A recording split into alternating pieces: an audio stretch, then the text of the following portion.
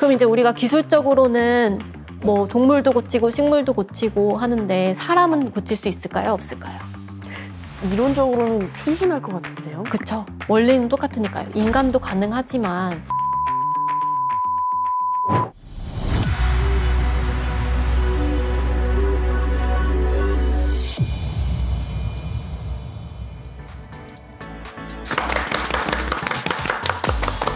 네, 여러분 안녕하세요. 우리나라 국가연구소 최고의 과학자들과 함께하는 사이언스 토크쇼 UST 펀 사이언스의 진행을 맡은 최수연입니다. 반갑습니다. 네, 반갑습니다. 안녕하십니까. 임현균 교수입니다. 2023년이 벌써 다 갔어요. 수연 씨는 2023년도에 뭘 제일 잘하신 것 같아요? 저야 당연히 이 UST 펀 사이언스의 진행을 맡은 거죠. 그리고 MC도 MC지만요. 네. 제가 이 프로그램을 진행하면서 과덕이 됐어요. 과덕. 과자하고 떡하고? 아니. 과학 덕후요. 과학 덕후? 아마 시청자분들 중에서도 이 과학이 너무 어려워 하시면서 과학과 거리두기 하고 계셨던 분들 많으실 텐데요. 근데 또 UST 펀 사이언스 보시면서 이 프로그램 덕분에 정말 저처럼 이 과학과 한 걸음 더 가까워진 분들도 계실 거라 생각이 듭니다. 그나저나 교수님, 2023년 가장 잘한 일이 뭐 같으세요? 23년도는 저한테 굉장히 여러 일이 있었는데요. 무엇보다도 가장 중요했던 것은 UST 펀 사이언스를 통해서 우리 UST 동문 박사님들이 여러 곳에서 포진을 하고 계셔서 많은 활동을 잘하고 계신다는 거가 너무너무 흥분되고 좋은 일이었어요. 2024년도에도 어떤 과학 연구 결과들이 많이 나와서 저를 또 놀라게 할까 기대가 큽니다. 맞아요. 시청자분들도 벌써 기대하고 계실 것 같은데요. 오늘은 차세대 유전자 가위를 개발한 김도연 소장님과 함께합니다. 박수 주세요. 네.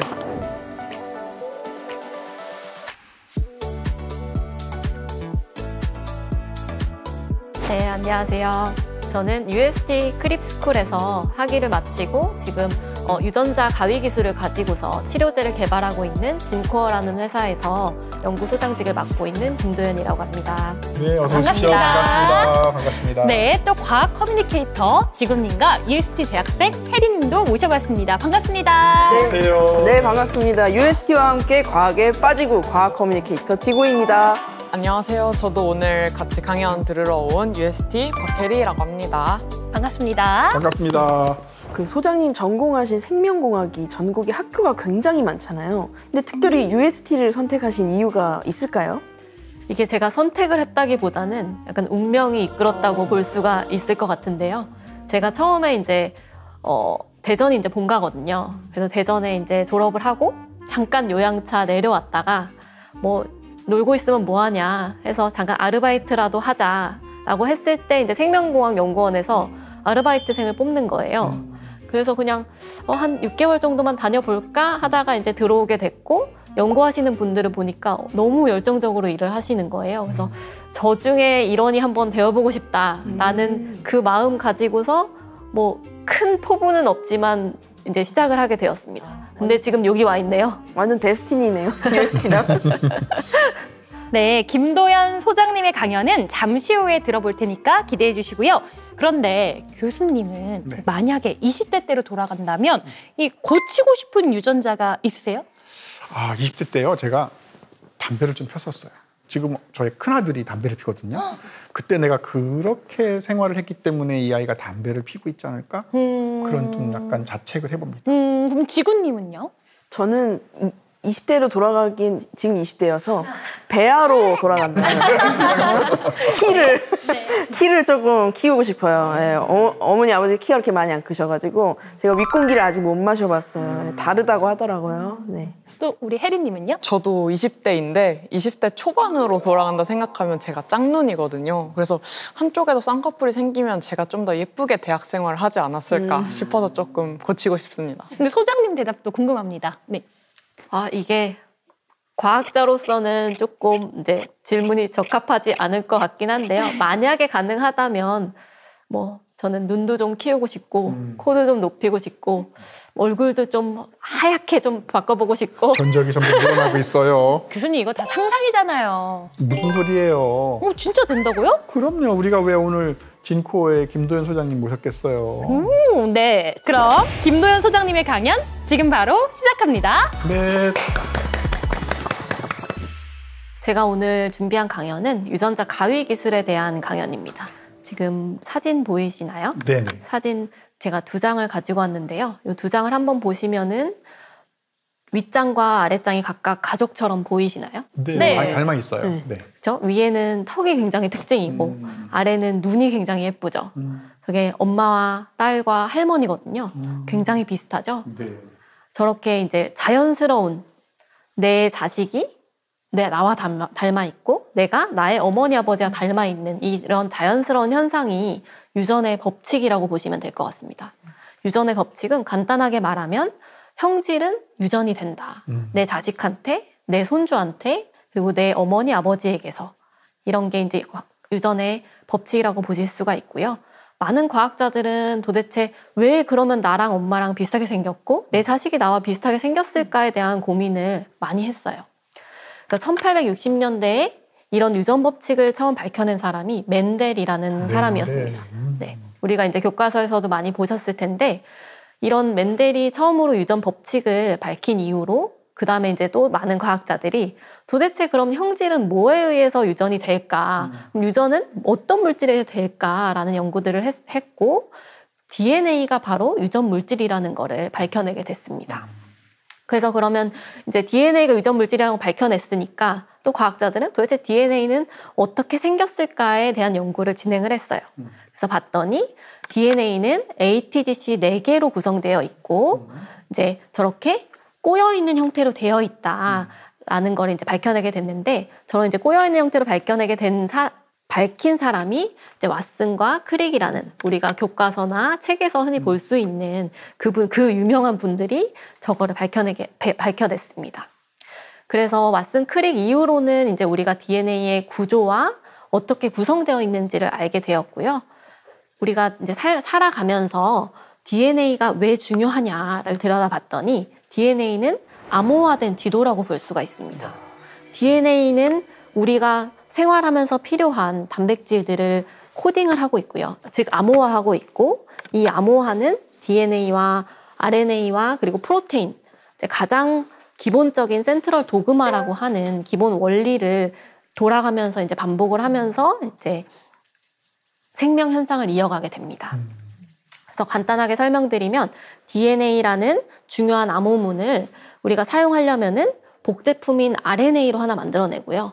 망가져도 원본이 망가져 있지 않으면은 다시 쓸 수 있으니까요. 그래서 복제품을 만들게 되고 그 복제품인 RNA를 기반으로 단백질을 만들어내는 이런 자연스러운 과정을 상시로 거치면서 이제 우리는 살아가고 있습니다. 그럼 이런 DNA들은 어디에 있을까요? 그러니까 이런 것들은 세포 안에 있습니다. 세포 안에 보통 이제 핵 안에 소중하게 보호가 되어 있는데요. 핵을 들여다보면은 저렇게 실타래처럼 막 꼬여있는 것들이 있어요. 저게 크로모솜이라고 부르는 건데요. 우리가 엄마한테 하나, 그리고 아빠한테 하나 받게 되어 있습니다.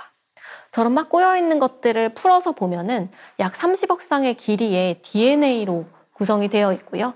DNA는 이제 4종류로 구성되어 있잖아요. 한 개 안에 30억 개 들어있단 말이죠. 네, 세포 하나에 30억 쌍의 길이가 있습니다. 근데 사실 30억 쌍이라고 하면 굉장히 많아 보이는데 3기가거든요. 근데 이 몸을 이루는 게 3기가밖에 안 된다고 생각하면 오히려 적어 전체가 보이죠. 3기가예요? 전체가? 네, 전체의 표현형이 담긴 게 3기가이기 때문에 사실 조금은 적은 게 아닌가 싶기도 해요. 3기가 바이트인 거죠? 네. 네. 그러니까 저런 작은 용량으로 우리 세포가 살아가는데 이제 역할을 다 하고 있다고 보면은 그게 어떤 얘기냐면 저 암호가 굉장히 압축적이다. 그 압축적이면서 그 많은 것들을 품고 있다라고 보시면 될 것 같습니다. 압축 파일이네요. 그렇죠. 굉장히 효율이 좋은 압축 파일. 네. 이렇게 들여다보시면 이제 30억 쌍이 약 4개로 구성되어 있고 이 4개의 조합으로 되어 있어요. 이 조합이 이제 다양한 조합을 가지고서 형질, 즉 우리가 이제 보여지는 특징이나 아니면 보이지 않는 특징들을 이루게 되는데요. 뭐 머리색, 눈색, 피부색 이런 것들을 결정하게 됩니다. 이런 형질들은 말씀드렸던 것처럼 하나의 유전자가 하나의 형질을 결정하는 수도 있고요. 여러 개의 유전자들이 조합을 해가지고 형질을 결정할 수도 있어요. 근데 대부분은 여러 조합으로 형질을 결정하기 때문에 딱 어떤 것 때문에 내 형질이 결정되는지 잘 모르는 것들이 있잖아요. 그런 것들은 다 다양한 유전자의 조합으로 결정된다고 보시면 될 것 같습니다. 네, 이런 DNA가 우리의 형질을 결정한다는 걸 알았는데 그럼 이제 우리는 내가 가진 DNA가 어떻게 생겼을까? 이게 궁금해지잖아요. 그래서 이제 DNA를 읽고자 하는 욕구들이 많이 생기게 됩니다. 그래서 많은 과학자들이 또 이것도 연구했어요. 그래서 DNA를 읽기 위해서는 두 가지 큰 기술이 접목이 되어야 됩니다. 하나는 우리가 이제 DNA가 세포 안에 굉장히 작게 있을 거잖아요. 그래서 두 눈으로 안 보이거든요. 이게 막 지도처럼 펼쳐서 볼 수도 없고 잡을 수도 없어요. 그렇기 때문에 이거를 증폭할 수 있는 기술이 필요하고요. 그걸 우리는 중합효소 연쇄 반응이라고 하는 PCR 기술이라고 볼 수가 있습니다. 그래서 PCR 기술은 간단히 말해가지고 그 작은 DNA를 많이 만들어서 내가 눈으로 볼 수 있게 해주는 기술이라고 볼 수가 있어요. 우리 PCR 많이 들어보셨죠? 네네. 코로나 때. 맞아요. 그쵸. 맞아요.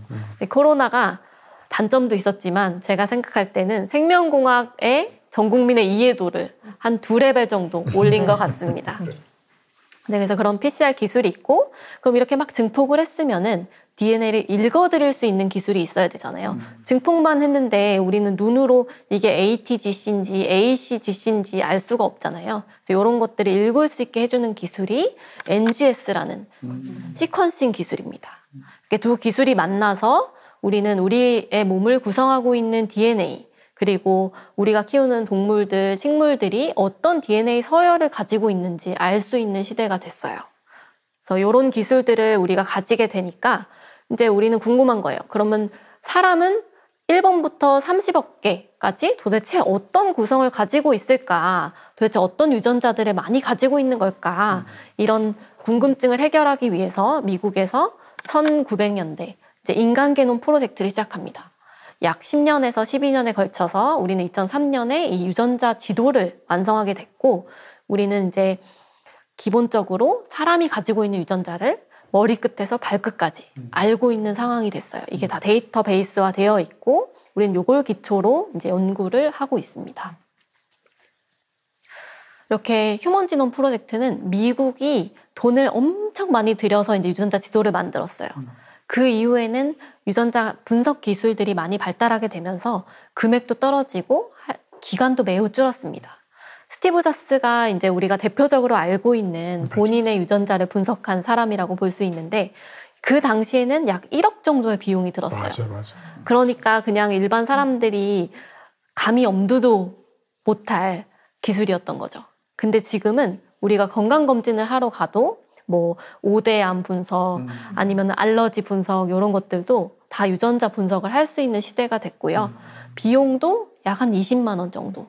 그리고 결과를 보는 것도 한 1, 2주 내에 가능한 시대가 되었습니다. 그러니까 즉 우리는 유전자를 내가 뭘 가지고 있는지 읽을 수 있는 시대가 된 거죠. 이게 이제 불과 10년 정도 된 상황입니다. 그래서 이렇게 우리가 내가 가진 서열들을 분석할 수 있게 되니까 기본 레퍼런스 데이터와 나와 다른 부분들도 있고 뭔가 저 사람과 나와 다른 부분들도 있고 이런 것들이 이제 눈에 띄기 시작하는 거예요. 그런 것들을 우리는 DNA 뮤테이션, 즉 DNA 변이라고 부르게 됩니다. DNA 변이 이제 크게 두 개로 나눌 수가 있을 것 같아요. 큰 덩어리로 발생하는 변이가 있고요. 하나나 두 개 서열이 바뀌는 작은 변이로 있을 수가 있습니다. 그래서 이런 변이들에 의해서 우리는 형질도 바뀌고 아니면 질환도 유발하고 이런 것들을 발생한다고 보시면 될 것 같아요. 예를 들어서 보자면은 사진을 보시면은 이제 뮤테이션이라고 하는 거를 하는 게 어떤 건지를 보여드리면 위에 이제 정상 서열이라고 보시면 원래는 많은 사람들이 저런 서열을 가지고 있어요. 근데 변이 서열을 보시면은 저 빨간색 T 부분이 이제 C로 바뀌거나 아니면 없어지거나 아니면 두 개가 바뀌거나 아니면 뭐 앞뒤가 바뀌어 있거나 저런 모든 것들을 DNA 변이라고 부르게 됩니다. 지금 제가 보여드리는 것들은 되게 작은 뮤테이션으로 볼 수 있고요. 저런 것들이 이제 뭐 100 베이스 페어, 1000 베이스 페어 이렇게 큰 덩어리로 움직이는 것들 그리고 뭐 10,000 KB 정도 움직이는 것들을 이제 대량으로 뮤테이션이 있다고 보시면 될 것 같습니다. KB는 무슨 단위입니까? 저 DNA를 세는 단위라고 볼 수 있습니다. DNA를 세는 단위는 베이스 페어라고 하는데요. 저 하나하나를 이제 베이스 페어라고 하고요. 쌍으로 돼 있어서 페어라는 말을 쓴 거군요. 네. 그럼 이런 DNA 뮤테이션들은 그럼 좋은 거냐, 나쁜 거냐 이렇게 생각하실 수 있을 것 같은데요. 우리는 이런 변화, 다름을 되게 두려워하잖아요. 근데 우리가 이거를 자연현상으로 보자면은 약 몇십억 년에 걸쳐서 우리는 진화를 했잖아요. 네. 그래서 요것들은 되게 자연스러운 자연의 현상이에요. 그래서 저 중에서 이제 뮤테이션이 일어나서 여러 형질을 가지게 되고 그리고 환경에 더 잘 적응하는 개체들이 이제 살아남았고 이런 것들 우리는 진화라고 부르게 되고요. 그리고 지금 교수님과 제가 얼굴이 다르게 생겼고 그리고 수염이 제가 없고 교수님은 있고 이런 다른 형질을 가지게 되는 게 이제 다양성을 부과하잖아요. 이런 DNA 뮤테이션들이 다양성을 부과하게 됩니다. 그리고 필연적으로 질환도 함께 따라올 수가 있어요. 이런 것들을 이제 우리가 유전 질환이라고 부르게 되고 DNA가 뮤테이션이 돼가지고 일어나는 질환이기 때문에 유전이 되거든요. 왜냐하면 엄마한테서 하나 받고 아빠한테서 하나 받잖아요. 크로모점을. 그럼 그 크로모점이 대를 거쳐서 일어나기 때문에 우리는 유전 질환으로 부르게 됩니다. 근데 이런 DNA 뮤테이션은 그동안은 자연적으로 발생했기 때문에 몇십억 년에 걸쳐서 나타나게 됐는데 지금은 이제 약 한 달 안에 우리가 이런 뮤테이션들을 만들거나 고치거나 할 수 있게 되었습니다. 그래서 보시면은 이제 DNA 뮤테이션들이 그러면 왜 어떤 다양성이나 어떤 진화나 어떤 것들을 발생시키느냐라고 보시면은 지금 눈동자 색을 결정하는 유전자 서열을 제가 가지고 온 거예요. 눈동자 색은 저 OCA2라는 유전자에서 이제 발생이 되게 되는데 검은색인 사람들은 저 빨강색, 파란색 표시한 저 서열이 지금 두 개가 저렇게 되어 있고 갈색과 파란색을 보시면은 약 한두 개의 서열이 다를 뿐인데도 눈 색깔이 완전 다르죠. 그래서 저렇게 작은 뮤테이션으로도 큰 형질의 변화를 일으킬 수도 있다라고 보시면 될 것 같습니다. 그럼 이제 이런 아까 말씀드렸던 것처럼 이제는 한 달 내에 유전자의 뮤테이션을 일으키거나 뮤테이션을 다시 고쳐주거나 할 수 있다고 말씀드렸는데 그게 가능하게 하는 기술이 바로 유전자 가위 기술이라고 보면 될 것 같아요. 유전자 가위 기술의 이제 정의를 보자면은 살아있는 세포 내에서 목표한 유전자를 찾아서 제거하거나 삽입하거나 결실하거나 치환할 수 있는 기술이라고 보면 됩니다. 저게 이제 살아있는 왜 세포 내냐면 세포 내에 우리가 DNA가 있잖아요. 그래서 그 DNA를 직접 찾아서 고쳐주는 거거든요. 살아있는 세포 안에서. 그래야지 이게 이제 살아있는 세포에서 변이들을 만들어주거나 아니면 다시 고쳐주거나 할 수 있기 때문입니다. 유전자 가위를 보시면은 크게 두 개로 구분할 수가 있어요. 하나는 우리가 DNA가 30억 쌍의 길이가 길잖아요. 내가 원하는 부위를 찾아가야지 막 아무데나 잘라버리면은 DNA를 다 망가뜨리는 거잖아요. 그렇기 때문에 그 30억 쌍의 길이 중에서 내가 원하는 잘라주고자 하는 위치를 찾아갈 수 있게 하는 부위를 우리가 스캐너 부분이라고 부르고요. 또 하나는 스캐너로 부위를 찾아갔으면은 이제 거기서는 잘라줘야 되잖아요. 그래서 잘라주는 가위 역할을 하는 두 가지로 구성이 되어 있다고 보시면 될 것 같아요. 그래서 이제 유전자 가위는 하나가 아니에요. 되게 여러 가지가 있는데 크게 이제 세대로 분리를 해보자면은 3세대로 분류를 할 수가 있습니다. 첫 번째는 징크핑거 뉴클레이즈라고 부르는 거고요. 보시면은 사진을 보시면은 이제 저 핑크 색깔로 되어 있는 부분이 진한 핑크로 되어 있는 부분이 가위 기능을 하는 부분이고 그리고 저 오각형 모양으로 있는 부분이 징크라는 스캐너 역할을 하는 부분입니다. 저게 왜 징크핑거라고 부르느냐라고 보시면 저 앞에 보시면 약간 엄지손가락을 주먹을 쥐고 있는 듯한 모양이 보이시죠? 저게 이제 핑거 모양이라고 해가지고 그래서 동그란 게 징크거든요. 그래서 저거를 징크핑거라고 부르고요. 저 잘라주는 이제 가위 역할을 하는 게 진짜 가위가 아니에요. 진짜 뭐 쇠로 된 가위라고 물어보시는 분들이 가끔 계시는데 그게 아니라 우리는 효소라고 부르는 이제 뉴클레이즈, 단백질이라고 보시면 될 것 같습니다. 그래서 1세대 유전자 가위는 징크핑거라는 단백질과 잘라주는 포컨이라는 단백질과 단백질로 구성되어 있는 기술이고요. 두 번째 2세대 유전자 가위 기술은 똑같이 단백질 스캐너와 단백질 가위로 되어 있지만 스캐너 부분이 조금 달라요. 저건 이제 탈이라는 단백질을 사용하게 되는데 저거는 하나의 DNA를 하나의 단백질로 인식하게 됩니다. 그럼 1세대, 2세대의 차이가 무엇이냐라고 보면은 1세대는 3개의 DNA를 하나의 단백질로 인식하고요. 2세대는 하나의 DNA를 하나의 단백질로 인식하게 됩니다. 더 정교하게 자를 수 있는 거네요. 그렇죠. 그리고 우리가 저 스캐너를 만들거든요. 만드는 방식들이 조금 더 씌워지겠죠. 그리고 1세대보다 2세대가 가위의 효율이 조금 더 높습니다. 그래서 우리는 1, 2세대가 나왔을 땐 굉장히 혁명적인 기술이다. 우리는 이제 유전자를 우리가 원하는 대로 바꿔줄 수 있는 기술을 얻었다라고 했는데 얼마 지나지 않아 3세대 유전자 가위 기술이 나왔어요. 계속 발전하는군요. 네. 3세대 유전자 가위가 우리가 가장 많이 알고 있는 크리스퍼 카스. 요즘 뉴스에 많이 나오고 있는 그 기술이 바로 3세대 유전자 가위 기술로 볼 수 있습니다. 크리스퍼 카스는 특징적으로 이제 스캐너가 RNA로 되어 있고요. 가위 역할을 하는 부분은 단백질로 되어 있습니다. RNA와 DNA의 바인딩 어피니티, 그러니까 즉 두 개가 만나서 결합하는 능력이 좋기 때문에 굉장히 높은 효율로 에디팅이 가능한 장점을 가지고 있어요. 그럼 우리가 이런 3세대 유전자 가위인 크리스퍼 카스를 어디서 어떻게 알게 됐느냐라고 들여다보시면은 크리스퍼 카스 기술은 박테리아의 면역 시스템입니다. 박테리아는 이제 되게 고대부터 지금까지 있는 생명이에요. 얘네들이 이제 살아오면서 박테리아에 감염을 하는 박테리오 파지라는 바이러스가 있는데요. 이 바이러스도 이제 자기네들 살아남아야 되니까 박테리아를 감염시킵니다. 감염시키면은 바이러스들은 자기 DNA를 감염하는 숙주한테 집어넣어주는 성질이 있어요. 그 때문에 자기 유전자를 숙주한테 집어넣어주고 그 숙주 안에서 많이 증식을 한 이후에 숙주를 죽이고 나와가지고 다른 숙주로 또 찾아다니게 되는 기능을 가지고 있어요. 근데 그럼 박테리아는 그럼 당하기만 해야 되느냐라고 하는 게 아니라 이 바이러스의 DNA 조각을 자기 DNA 안에 끼워 넣어둡니다. 그리고 나서 이 바이러스가 또다시 침입할 때를 기다려요. 그러고 이 바이러스가 또 다시 침입을 하게 된다면은 이 끼워 넣었던 조각들을 아까 말씀드렸던 스캐너 역할을 하는 가이드 RNA로 만들어서 이 가이드 RNA를 기준으로 저 바이러스의 유전자를 찾아갑니다. 그리고 스캐너 역할을 해서 아, 이놈이구나 하고 찾아내요. 그리고 나서 가위로 막 잘라줍니다. 그러면서 바이러스를 없애버리게 되죠. 오, 그래요? 박테리아 되게 강한 능력이 있네요. 복수국. 그렇죠.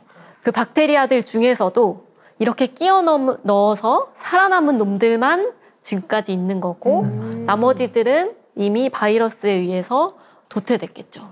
다들 훌륭한 저격수 같네요. 그러게요. 그렇죠. 그래서 크리스퍼 카스 시스템은 간단하게 말해서 박테리아의 면역 시스템이고 우리는 이 면역 시스템을 차용해서 유전자 가위 기술로 활용하고 있는 겁니다. 우리가 이제 DNA를 찾아가고 잘라준다고는 들었는데 이게 뭐 실제로 눈으로 보지 않는데 도대체 어떻게 잘리느냐 이게 진짜 궁금하잖아요. 너무너무 궁금해요. 우리가 이제 카스 단백질과 스캐너 역할을 하는 가이드 RNA가 이제 합체를 하게 돼요. 그러면 얘가 DNA 30억 개의 길이를 막 돌아다니면서 진짜 이 서열이 있는지 없는지를 찾아내기 시작합니다. 그래서 막 따라다니다가 딱 내가 원하는 서열을 만나면은 멈춰 서가지고 얘를 열심히 이제 잘라요. 그 모습을 이제 우리 연구자들이 궁금해했고 실제로 현미경으로 저것들을 관찰한 영상이 되겠습니다. 저게 이제 카스 단백질 덩어리고요. 저게 지금 꼬물꼬물하면서 자르려고 노력하는 모습이에요. 아, 이미 스캔을 다 한 거네요? 네. 오. 저 이제 긴 서열이 저렇게 길다랗게 줄처럼 있는 게 DNA고요. 저게 이제 붙어 있는 게 카스 유전자 가위라고 보시면 될 것 같아요. 네. 그 잘린 다음에 봉합해야 되는 거 아니에요?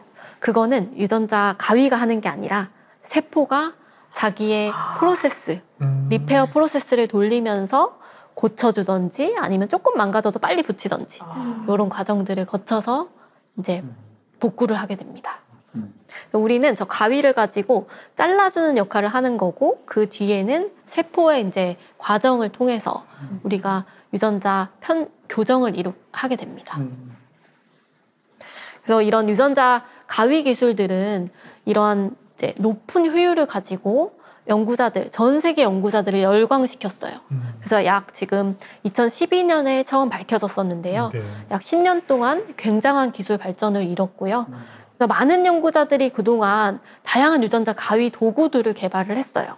그래서 뭐 RNA를 고칠 수도 있고 DNA를 고칠 수도 있고 아니면 실제로 너무 작은 DNA들을 눈으로 볼 수 있도록 이미징할 수도 있고 이런 도구들을 다양하게 개발을 했고요. 우리들은 지금은 이제 다양한 도구들 가운데서 내가 필요한 도구를 선택해서 사용할 수 있는 시대가 됐습니다. 이제 우리는 예전에 이제 DNA를 읽을 수 있는 시대에서 이제는 우리가 바꿀 수 있는, 쓸 수 있는 시대가 되었다고 볼 수 있습니다. 다음은 이제 제가 UST에서 연구를 했던 유전자 가위 기술이고요. 이제 카스9하고 이제 또 다른 기술인데요. 저희 기술 같은 경우는 작은 유전자 가위 기술로 초소형 유전자 가위 기술로 불리고 있고 약 이제 카스9에 비해서 3분의 1 정도의 사이즈로 되게 굉장히 작은 사이즈를 특징으로 하고 있어요. 그래서 제가 UST 다니면서 이런 기술들을 연구를 통해 가지고 이제 개발을 했고 지금은 이제 회사에서 이 기술을 가지고 유전자 치료제를 개발하고 있습니다. 가위가 작아지는 게 어떤 이점이 있는 거예요?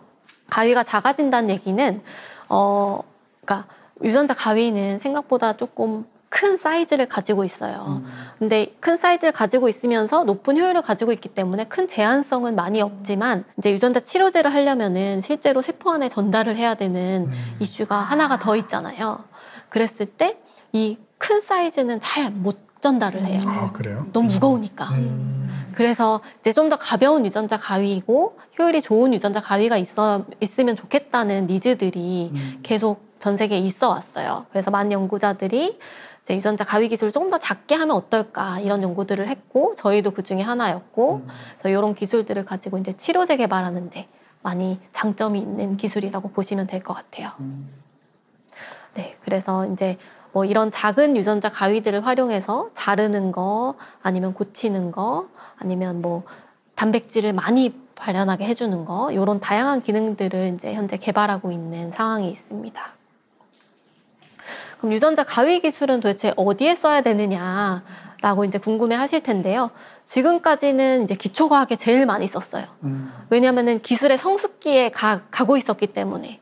그래서 실제로 우리가 실생활에서 실용화할 수 있는 것들은 아직은 일렀고 이제 실험대에서 우리가 주로 썼지만 지금은 이제 기술이 많이 성숙했기 때문에 치료제나 아니면 유용 동식물 우리가 실제로 접할 수 있는 산업적인 측면으로도 많이 연구가 되고 있습니다. 그래서 대표적으로 이제 유전자 치료에 이제 활용하고 있는데요. 유전자 치료 시대라고 이제 불리게 되죠. 올해 아니죠. 한 달 전 이제 엑사셀이라는 최초의 유전자 가위 기술을 이용한 치료제가 상용 시판 승인이 됐어요. 그래요? 저 이 기사 봤어요. 영국에서. 그쵸. 유전자 치료제는 이제 약 한 26% 이상의 연평균 성장률을 가지고 있는데요. 와우. 지금까지는 실제로 판매되고 있는 유전자 치료제가 없었기 때문에 이렇게 성장률이 높음에도 불구하고 뭐 용역적인 부분 아니면은 뭐 아예 유전자 가위 자체를 파는 그런 산업에 있었는데 만약에 치료제가 이제 상용화가 되기 시작한다면은 더 큰 폭으로 유전자 치료제 시장이 넓어질 수가 있습니다. 그러겠네요. 네. 그래서 유전자 치료제는 이제 크게 두 개로 분류를 할 수가 있어요. 하나는 이제 인비보 치료제, 하나는 엑스비보 치료제라고 분류를 할 수가 있습니다. 앞에서 이제 최초의 승인이 난 유전자 가위 기술 치료제는 엑스비보 치료제예요. 엑스비보 치료제가 뭐냐면은 교정하려고 하는 세포를 몸 밖에 빼서 교정을 하고 다시 넣어주는 거고 인비보 치료제는 세포를 우리가 직접 찾아서 가가지고 고쳐주는 기술로 구분할 수가 있고요. 그리고 엑스비보는 이제 끄집어내야 되니까 밖에 빼내서 고치기 때문에 우리는 전달할 수 있는 다양한 방법들을 시도할 수가 있는데 체내에 전달을 하려면은 우리가 전달체가 필요해요. 그 전달체 같은 경우는 크게 바이러스 전달체를 쓰거나 아니면 바이러스가 아닌 전달체를 쓰게 됩니다.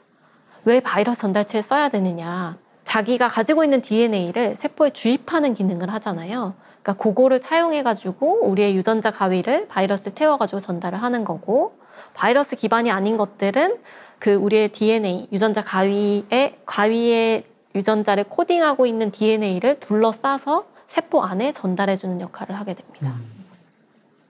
대표적인 엑스비보 유전자 치료제가 이제 혈구세포 치료제예요. 왜냐하면 이제 혈구세포 같은 경우는 밖으로 빼내기가 쉽고 다시 넣어주기도 쉽기 때문에. 그렇지. 그래서 최초의 이제 유전자 가위 기술 치료제인 이제 지난달 허가받았던 치료제가 바로 이 겸상적혈구 빈혈증 치료제입니다. 그래서 이런 겸상적혈구 빈혈증은 원래 이제 도넛 모양의 적혈구가 저렇게 낫형으로 바뀌게 돼서 이제 산소 운반을 잘 못하게 돼서 생기는 질환이고요. 실제로 DNA 서열을 들여다보면은 하나의 유전자 서열이 바뀌어가지고 이제 발생하는 질환이에요. 이런 것들을 유전자 가위를 가지고 고쳐준 다음에 다시 넣어주면은 다시 동그란 도넛 모양의 적혈구를 만들게 됩니다. 그런 방식으로 치료를 하게 되고, 대표적인 이제 인비보 유전자 치료제는 크게 이제 바이러스 기반 치료제 그리고 넌 바이러스 기반 치료제로 나눠질 수가 있는데요. 넌 바이러스 기반 치료제는 이제 전달할 수 있는 장기가 아직까지는 제한적이기 때문에 간에 잘 전달을 하는 기능이 있거든요. 그래서 간 질환 치료제에는 넌 바이러스 기반 전달체를 사용해서 이제 치료를 하게 되고, 바이러스 같은 경우는 간 외에도 다양한 장기에 보낼 수 있는 기능이 있어요. 왜냐 감염시킬 수 있는 바이러스들을 잘 선택해서 쓰면 되니까요. 그래서 안과 치료제, 근육 치료제, 뇌질환 치료제 이런 것들을 개발하고 있습니다. 그리고 이제 유전자 가위 기술을 활용해서 치료제 외에도 이제 사용할 수가 있는데요. 유용 식물 같은 것도 개발하는 데 쓸 수가 있습니다. 새로운 종자를 만들 때 DNA를 교정해가지고 새로운 종자를 만들 수가 있는 거죠. 식물도 마찬가지고 동물도 마찬가지입니다. 대표적으로 이제 유전자 가위 기술을 이용해서 개발한 식물 종자는 GABA, 그러니까 성분을 강화시킨 토마토가 지금 일본에서 판매가 되고 있고요. 저거는 스트레스를 완화해주고 잠이 잘 오게 하는 성분들이 이제 많이 나오는 토마토라고 볼 수가 있습니다. 그리고 미국에서는 이제 매운맛 겨자, 제거 겨자를 이제 판매를 하고 있는데요. 이제 우리는 매운맛 좋아하잖아요. 근데 외국 애들은, 특히 미국 분들은 이제 샐러드는 많이 먹는데 저 겨자가 이제 성분은 좋은데 저 매운맛이 힘들었나 봐요. 그래서 매운맛을 제거한 겨자들이 이제 시중에 판매가 되고 있고, 그 외에는 이제 아밀로펙틴, 그러니까 끈적끈적한 기능을 해주는 성분을 증가시켜서 찰옥수수를 만들거나 아니면 상추는 잘 물러지니까 그런 물러지게 해주는 유전자를 조금 없애버려가지고 좀 저항성이 강한 상추를 만들던지, 그리고 갈변을 시켜주는 유전자를 없앤 과일이나 버섯을 만드는 경우도 있습니다. 동물들도 마찬가지로 DNA를 가지고 있기 때문에 DNA를 유전자 가위로 편집해서 다양한 개체들을 이제 만들어내고 있는데요. 이제 미국에서 시중에 판매되고 있는 고기를 생산하는 이제 소 같은 경우는 털 짧은 소를 이제 개발을 했어요. 털 짧은 소가 도대체 왜 필요하냐. 근데 이제 미국 같은 경우는 소를 키우는 환경들이 굉장히 덥거든요. 그래서 소가 털이 길면은 막 스트레스를 받아요. 그러니까 스트레스 때문에 살도 안 찌고 더 크지도 않고 이러니까 털이 짧은 소를 만들어서 하면 고기가 약 1.2배도 많이 생산이 된다. 네. 이런 것들로 이제 허가를 받아가지고 판매가 이루어지는 실정이고요. 그리고 이제 근육을 생성을 억제하는 유전자를 이제 없애버리면은 저렇게 근육이 빵빵한 돼지를 만들 수가 있습니다. 와, 진짜 대박이다. 그럼 우리가 저 돼지를 가지고 고기를 해서 먹으면은 지방보다는 근육이 많은 돼지, 단백질이 많은 돼지를 먹게 되는 거죠. 그럼 이제 우리가 기술적으로는 동물도 고치고 식물도 고치고 하는데 사람은 고칠 수 있을까요? 없을까요? 이론적으로는 충분할 것 같은데요. 그쵸. 원리는 똑같으니까요. 세포 안에 있는 DNA를 교정해주거나 바꿔주면은 결과적으로 태어나게 만들면은 그런 형질을 가진 아기가 태어나는 거잖아요. 마찬가지로 인간도 가능하지만 이런 것들은 굉장히 조심스러운 부분이에요. 윤리적인 부분도 있을 수 있고, 그러면 어떤 안전성의 문제도 있을 수도 있고, 아직까지는 기술적으로도 많이 성숙했지만 안전성의 이슈는 늘 있기 때문에 그거에 대해서도 고민을 해봐야 되고, 우리가 이제 사람이 태어나는 것들은 굉장히 평등한 일이거든요. 자연적으로 발생하는 건데 이거를 사람이 컨트롤할 수 있다라는 거는 뭐 인간 존엄성의 문제, 그리고 평등의 문제, 그리고 어떤 유전자를 건드려야 되느냐. 그럼 이거는 우월성에 대한 부분이 어느 기준을 가지고 선택을 해야 되느냐. 이런 것에 대한 합의와 성숙함이 필요한 상황이 있습니다. 그래서 유전자 가위는 과연 신의 선물일까? 아니면 신의 영역에 대한 도전일까? 이 신의 영역에 도전했기 때문에 언젠가는 큰 벌을 받지 않을까? 약간 이런 이슈들이 있는 상황이고요. 요거는 이제 기술적인 성숙과 더불어서 사회적인 성숙이 필요한 상황이에요. 그래서 사회적으로 이제 사람들이 성숙해야 되고, 그리고 문화적으로, 법적으로, 도덕적으로 모두가 다 성숙해진 시점에서 우리가 어디까지 유전자 가위 기술을 활용할 수 있을지에 대한 합의가 필요한 상황입니다. 그래서 우리는 우리뿐만 아니라 내 자식들, 그리고 지금 살고 있는 동료, 아니면은 뭐 친척 모두가 고민해야 될 부분이고요. 이거는 과학자들만 고민해서 될 문제는 아니고 모두가 고민하고 합의를 이룬 이후에 해야 되는 이제 기술이라고 보시면 될 것 같아요. 네. 그렇지만 이제 이런 문제들 때문에 우리가 유전자 가위 기술이 상용화되고 꼽힐 수 있는 거를 막을 수는 없잖아요. 그러면 기술이 발전하고 이것들이 우리에게 이로움을 줄 수 있는 것과 아니면 위험 요소가 될 수 있는 것을 적절하게 잘 고민해서 판단해야 되는 시점이라고 볼 수가 있습니다. 네. 이것으로 제 강연을 오늘은 준비한 것을 모두 마치겠습니다. 아유, 네, 고맙습니다. 아, 와, 오늘 굉장히 재미난 강연을 들었는데요. 우리 보통 가위 그러면 정말 이렇게 가위 생각했었는데 그것이 아니라는 것도 알게 됐고요. 그리고 이렇게 여러 1세대, 2세대, 3세대를 거쳐가지고 기술이 개발되고 있다는 것도 참 흥미로운 부분입니다. 그리고 우리 이렇게 기술이 개발될수록 우리가 집단지성이 또 높아져야지 합의를 또 이룰 수도 있다는 것도 생각이 좀 듭니다. 인간의 생명은 유전자가 발견되기 전과 후로 나뉘는 것 같습니다. 네, 소장님께서 크리스퍼 카스 이후에 차세대 유전자 가위도 나왔다고 이제 과학자도 이런 과학자가 만들었다라고 소개해 주셨는데 얼마나 더 디테일하고 대단한 기능을 넣었는지 좀 궁금해요. 기존에 이제 유전자 가위 기술은 이제 자르는 기능만 가지고 있었잖아요. 그럼 자르면은 그 이후에 이제 바뀌는 서열들은 내가 컨트롤을 할 수가 없어요. 근데 새로운 차세대 유전자 가위 기술은 자르는 기능은 없애고 특정 부분, 내가 원하는 부분을 원하는 서열로 더 디테일하게 바꾸어줄 수 있는 기능이 추가됐다고 보시면 될 것 같습니다. 그 다운 증후군이라는 게 염색체 이상이 있는 거잖아요. 이 유전자 가위 기술로 다운 증후군도 혹시 치료할 수가 있을까요?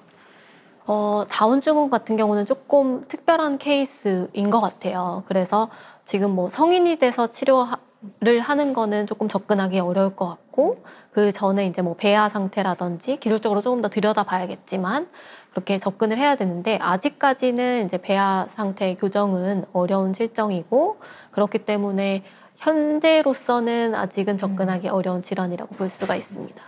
저희가 접근할 수 있는 질환들은 이제 뭐 태어나거나 아니면 성인이 되거나 이제 이미 컸을 때 할 수 있는 치료들에 대해서만 아직까지는 할 수 있고요. 그리고 치료도 뭐 그냥 우리가 손쉽게 약 먹어서 해결될 수 있는 질환들은 접근이 어렵고, 그리고 대안 치료제가 없는 것에 대해서만 아직까지는 허용을 하고 있습니다. 조심스럽게 하는 네. 거군요. 그리고 아직까지 뭐 기술이 개발이 된 지도 얼마 안 됐고 상용화 되는 것도 이제 얼마 안 됐기 때문에 실제로 안전성 부분은 조금 더 긴 시간 동안 관찰하게 되어 있습니다. 네, 인간 유전자에 생기는 돌연변이가 일으키는 질병만 해도 7천여 개가 발견됐다고 해요. 이런 질병들을 좀 유전자 가위로 고치면 좋을 것 같은데, 이 돌연변이들을 정상으로 이렇게 되돌리는 유전자 가위를 잘 개발하게 된다면 어느 질병군에 가장 포커싱이 될까 궁금합니다. 유전질환은 기술적으로 이제 유전자 가위로 고칠 수 있는 거는 사실이고요. 그 중에서 이제 밝혀진 것들이 이제 7천여 개 정도인 거지 더 많을 수도 있죠. 아직 안 밝혀진 것들이 있을 수도 있으니까요. 유전자 가위로 이제 접근할 수 있는 유전자 질환은 다양한, 아까 말씀드렸던 것처럼 다양한 유전자에 의해서 발생하는 것들은 모든 걸 다 고쳐야 되잖아요.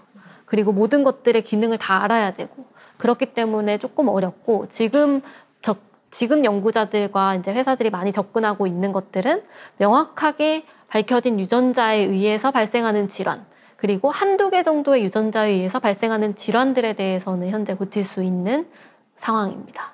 이렇게 노화에 관련돼서도 역행시켜주거나 아니면 유지시켜줄 수 있는 어떤 그런 기술이 있겠습니까?